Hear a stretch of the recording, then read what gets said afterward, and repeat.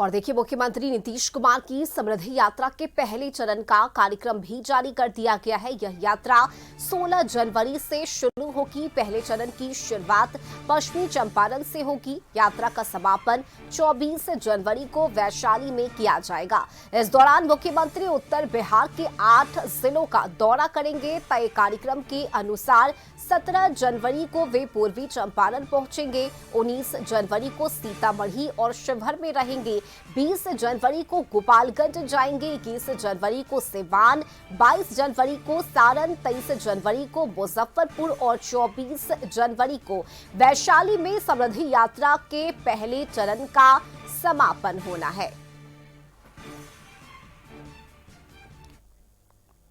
और विशेष संवाददाता राजीव रंजन हमारे साथ जुड़े हुए हैं। राजीव, देखिए, मुख्यमंत्री नीतीश कुमार एक बार फिर से यात्रा पर निकलने वाले हैं और इस बार ये यात्रा खरमास के बाद शुरू हो रही है, यानी खरमास खत्म होने के साथ ही बिहार में एक अलग अंदाज में मुख्यमंत्री नजर आएंगे जब समृद्धि यात्रा के तहत वे जनता के बीच जाएंगे और इसे लेकर पूरा शेड्यूल भी जारी कर दिया गया है। राजीव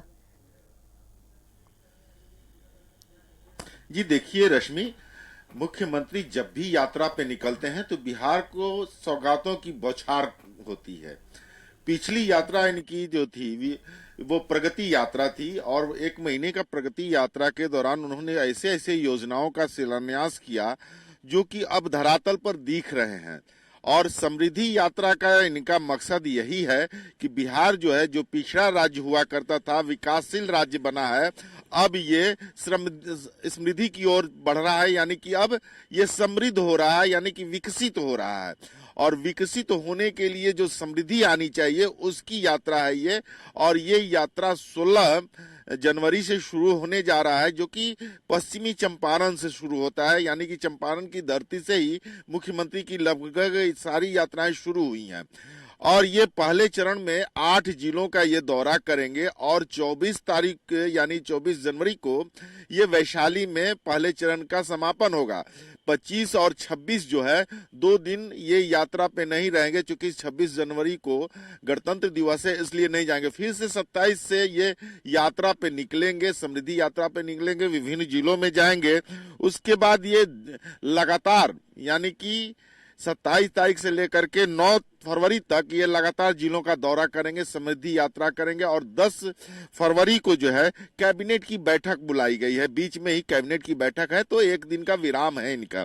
और रह गई बात कि ये जो यात्रा है, समृद्धि यात्रा 16 जनवरी से लेकर के 26 फरवरी तक ये चलेगी। और ये 40 जिला, यानी कि 40 जिले हैं, लेकिन एक जिला बढ़ता है तो 40 हैं, 40 जिलों का दौरा करेंगे। और इस दौरान वो जो प्रगति यात्रा के दौरान उन्होंने शिलान्यास और उद्घाटन किया था उसकी समीक्षा करेंगे कि वो कितना प्रगति की ओर है, वो योजनाएं कितनी आगे बढ़ी हैं, धरातल पर कितनी उतरी हैं, और जो समय सीमा निर्धारित की गई थी उस समय सीमा में पूरे होने की स्थिति है कि नहीं है। इसके बाद ये आम लोगों से संवाद भी करेंगे, क्योंकि फीडबैक लेंगे। प्रगति यात्रा के दौरान इन्होंने जो शिलान्यास उद्घाटन किया था और विकास कार्यों का समीक्षा किया था और वादा किया था कि अगर चुनाव हम जीते हैं तो फिर से हम आएंगे, आपके बीच आएंगे और आपके लिए काम करेंगे और आपसे फीडबैक लेंगे कि हमने जो वादा किया था वो पूरा किया कि नहीं, और कौन सा वादा अभी पूरा नहीं हुआ है उसका वो फीडबैक लेंगे। इस दरमियान सारे आला अधिकारी, सबसे बड़ी बात है कि मुख्य सचिव हो, गृह सचिव हो या फिर डीजीपी हो, पुलिस महकमा हो, सारे लोग वहां मौजूद रहेंगे ऑन स्पॉट।